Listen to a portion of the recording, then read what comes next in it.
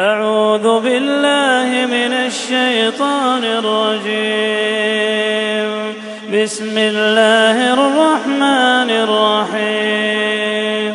يا أيها النبي لم تحرم ما أحل الله لك تبتغي مرضات أزواجك والله غفور رحيم. قد فرض الله لكم تحلة أيمانكم والله مولاكم وهو العليم الحكيم. وإذا سر النبي إلى بعض أزواجه حديثا فلما نبأت به وأظهره الله عليه عرف بعضه وأعرض عن بعض.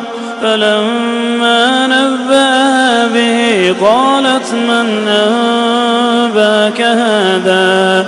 قال نبأني العليم الخبير.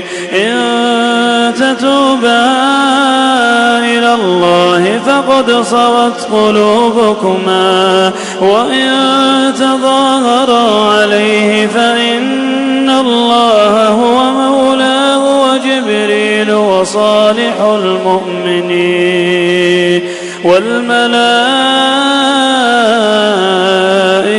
بعد ذلك ظهير. عسى ربه إن طلقكن أن يبدله أزواجا خيرا منكم مسلمات مؤمنات قانتات تائبات عابدات سائحات ثيبات وأبكارا. يا أيها الذين آمنوا قوا أنفسكم وأهليكم نارا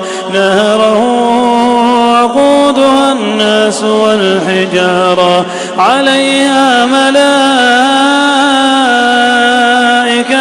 غلاظ شداد لا يعصون الله ما أمرهم ويفعلون ما يؤمرون. يا أيها الذين كفروا لا تعتذروا اليوم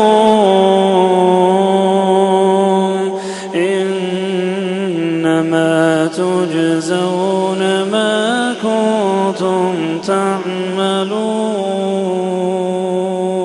يا أيها الذين آمنوا توبوا إلى الله توبة نصوحا عسى ربكم أن يكفر عنكم سيئاتكم ويدخلكم جنات تجري من تحتها الأنهار يوم لا يخزي الله النبي والذين آمنوا معه نورهم يسعى بين أيديهم وبأيمانهم يقولون ربنا أتمم لنا نورنا واغفر لنا إنك على كل شيء قدير. يا أيها النبي جاهد الكفار والمنافقين واغلظ عليهم ومأواهم جهنم وبئس المصير. ضرب الله مثلا للذين كفروا امرأة نوح وامرأة لوط كانتا تحت عبدين من عبادنا صالحين فخانتاهما فلم يغنيا عنهما من الله شيئا وقيل ادخلا النار مع الداخلين. وضرب الله مثلا